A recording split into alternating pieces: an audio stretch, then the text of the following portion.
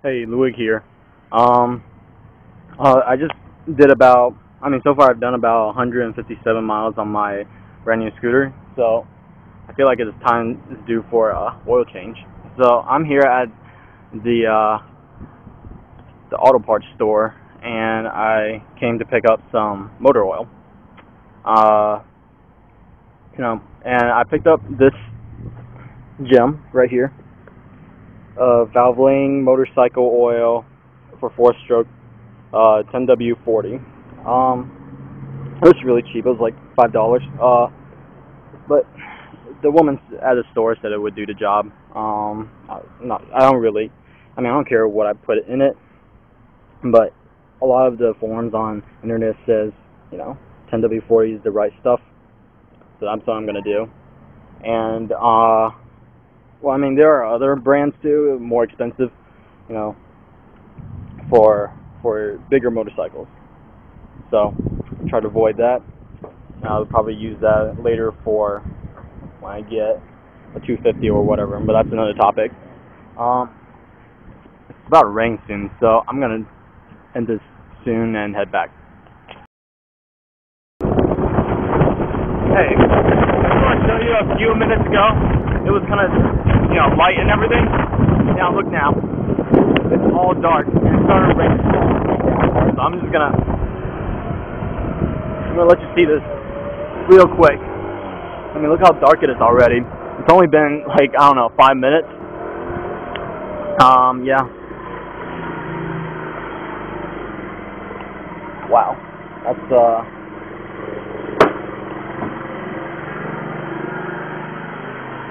some heavy rain clouds here. Okay, so it's a little bit clearer now. It's not raining anymore. So I decided to go and set up in my garage. And what you need to do, this is what I've heard online, is that you need to have some newspaper under where you're gonna change the oil, so that the oil's not gonna spill everywhere. You're gonna need to have something to get rid of this bolt right here. This is the cap for the filter. I'm gonna use this. A lot of people use socket wrench, but I don't think we have any. And then you need some gloves so you don't get motor oil all over your hands. And the motor oil, and this is the oil pan, and it's just something to catch the oil in, and then and then something to put it in to store it for disposal. So yeah. Okay. So I've gotten the cap off, and it's now draining. And right here, you can see is the cap with the spring and everything. Okay, it's gonna. And I've taken the dipstick out just to, just for better flow rate.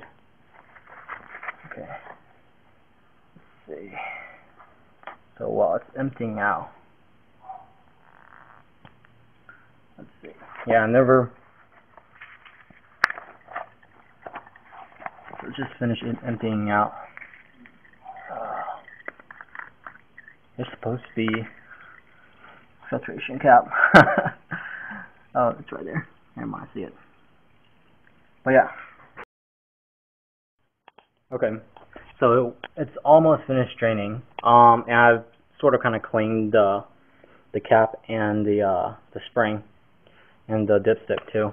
But just to make sure that all the oil is out of the engine, there's this kickstart on the other side. Don't kick it too hard. Just kick it gently. Just because you don't want to start the bike or anything. And whenever you do that, it'll rotate the engine so that it'll empty out all the oil. But yeah, it looks like it's pretty much. I'll give it. And so it's still dripping a little bit. It's pretty much done. So I'm just gonna take this rag here and I'm gonna wipe the excess oil off the outside. And I'm gonna put the cap and the spring back on. Yeah, just put a smaller side over here. And normally there's supposed to be a filter right there. I'm not sure where it is. So apparently this one doesn't have it, so it must be, because it's a cheap Chinese brand, it's not going to have it. So, while emptying the oil out into the little container, I found this little filter right here. Apparently it fell out while I was kicking it. But anyway, the thing is that it goes right over here, right on top of the larger end. Right here, like this. So you put it like this, with the cap on the bottom, the spring, and well, there's a smaller side and the larger side of the spring, and then you just put the filter on the larger side and you insert it like this into the hole.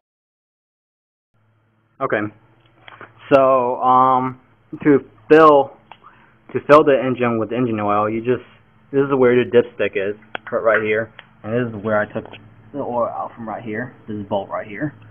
So the dipstick is right here. You just take it out. I mean, I've already taken it out for draining the oil. But all you need to do is take your motor oil and open it, and I mean, you can use a funnel too, just if you want to get all the oil, to make sure all the oil gets in there. But I think I'm just gonna yeah, I kind of decided to use a funnel instead. I tried to first of all, when I first saw the hole, I thought I could just pour it in. But as you can see, there's no good way to do it because the exhaust is in the way. So I decided against just pouring it in. So I decided to use a funnel. But anyway, what I wanted to talk to you guys about is that these engines hold about 50cc engine hold about 0.8 liter of engine oil. So I mean, if you look on the side here, I don't know if you can see it, but there's 800 milliliters of engine oil. So it'll take about pretty much this whole jug of it. Yeah, it's just pretty simple. All you have to do is so anyway, I finished putting almost all the whole jug of oil in there, and comes up to, well, I mean, see, if you dip the stick in there, comes up to right there. I don't know if you can see that. There's a little mark. There's a little mark there, and it comes right up to that. So that's exactly where we want to be. But you just screw this dipstick back in, and make sure it's tight. And gotta check to see if there's any leak. And I don't think there is on the bottom there.